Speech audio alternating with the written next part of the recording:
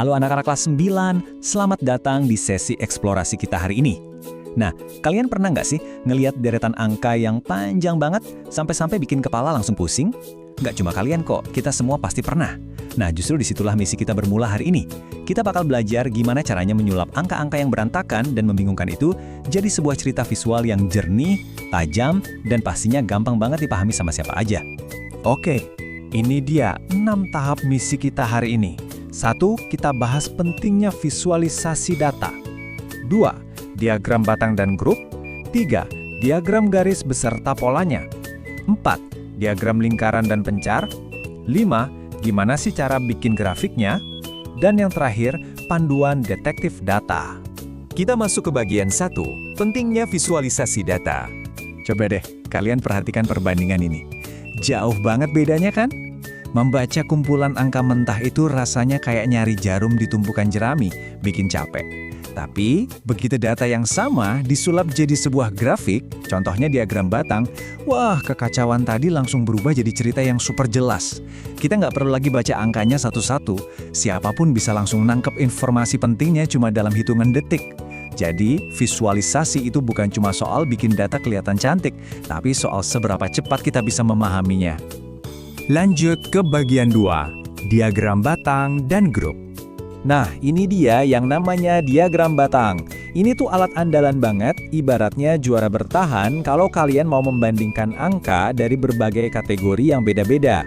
Misalnya nih, mau bandingin jumlah siswa di setiap kelas. Kalian bisa pakai format vertikal yang batangnya tegak ke atas atau horizontal yang menyamping. Kapan kita pakai yang horizontal? Gini, kalau nama kategori kalian itu panjang-panjang banget, mending pakai yang horizontal deh. Teksnya bakal jauh lebih gampang dibaca dan gak numpuk-numpuk. Terus gimana kalau kasus datanya lebih rumit? Tenang, disinilah grup diagram batang beraksi. Ini tuh versi upgrade-nya. Daripada cuma lihat satu perbandingan, alat ini bisa bikin kalian membandingkan beberapa kelompok sekaligus secara bersamaan. Kebayang nggak? Misalnya kalian nggak cuma mau lihat total peserta acara, tapi pengen ngebelah datanya jadi perbandingan peserta laki-laki dan perempuan selama 3 tahun berturut-turut, semuanya langsung tersaji rapi.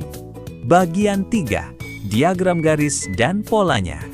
Kalau yang ini namanya diagram garis, dan grafik ini tuh brilian banget buat nunjukin gimana sesuatu berubah seiring berjalannya waktu.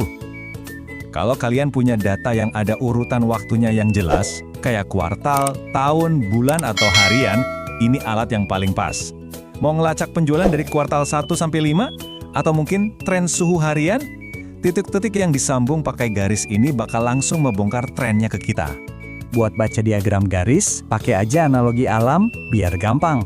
Kalau garisnya bergerak naik ke kanan atas, bayangin kalian lagi mendaki gunung. Itu artinya lagi ada pertumbuhan atau peningkatan. Tapi, kalau garisnya meluncur ke kanan bawah, ya kayak bola yang gelinding turun bukit. Itu tandanya ada penurunan. Contoh aslinya, kalian bisa pakai pola ini buat ngelihat laju pertumbuhan penduduk Indonesia dari tahun ke tahun. Cuma dari ngelihat arah garisnya aja, ceritanya udah langsung terungkap. Masuk ke bagian 4, diagram lingkaran dan pencar. Kenalkan diagram lingkaran. Cara paling enak buat mahamin ini adalah pakai analogi pizza.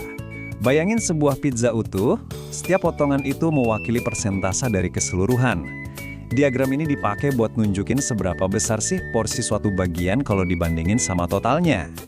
Tapi ada satu aturan emas nih anak-anak, yang nggak boleh dilanggar. Kalau kalian jumlahin semua potongan pizza itu, totalnya wajib, harus, mutlak 100%. Nggak boleh lebih, nggak boleh kurang. Oke, sekarang kita buka senjata rahasianya. Diagram pencar, atau sering disebut scatter plot. Secara teori, ini adalah grafik yang memetakan titik-titik data individu pada sumbu X dan Y. Tujuannya cuma satu, buat ngelihat apakah ada kaitan antara satu variabel dengan variabel lainnya.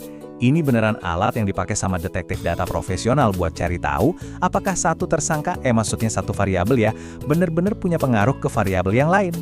Coba perhatiin titik-titik yang nyebar di grafik pemetaan ini. Awalnya emang kelihatan berantakan banget ya. Tapi kalau diperhatiin lebih jeli, titik-titik itu sebenarnya ngumpul dan ngebentuk semacam pola garis diagonal imajiner. Nah, pengelompokan visual inilah yang jadi petunjuk kita. Dari persebaran ini, kita bisa nyimpulin apakah dua variabel tadi bergeraknya barengan, berlawanan arah, atau malah nggak ada hubungannya sama sekali. Biar lebih kebayang, kita bawa ke contoh aksi nyata aja. Misalnya nih, kita bisa nyari tahu ada nggak sih hubungan antara tinggi badan seorang siswa sama berat badannya? Titik-titik yang posisinya terus naik itu nunjukin kalau umumnya makin tinggi seseorang, beratnya juga cenderung nambah.